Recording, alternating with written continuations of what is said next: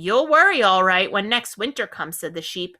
You'll worry all right on a 0 morning next January when Wilbur is dead and nobody comes down here with a nice pail of warm slops to pour into the trough. Wilbur's leftover food is your chief source of supply, Templeton. You know that. Wilbur's food is your food. Therefore, Wilbur's destiny is your destiny are closely linked.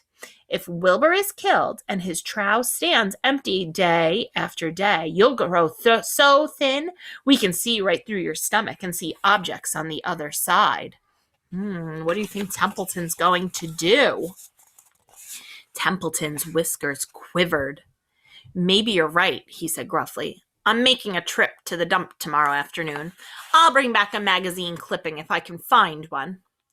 Thanks, said Charlotte. The meeting is now adjourned, and I have a busy evening ahead of me. I've got to tear my web apart and write terrific. Wilbur blushed. But I'm not terrific, Charlotte. I'm just about average for a pig. You're terrific as far as I'm concerned, replied Charlotte sweetly, and that's what counts. You're my best friend, and I think you're sensational. Now stop arguing and go get some sleep.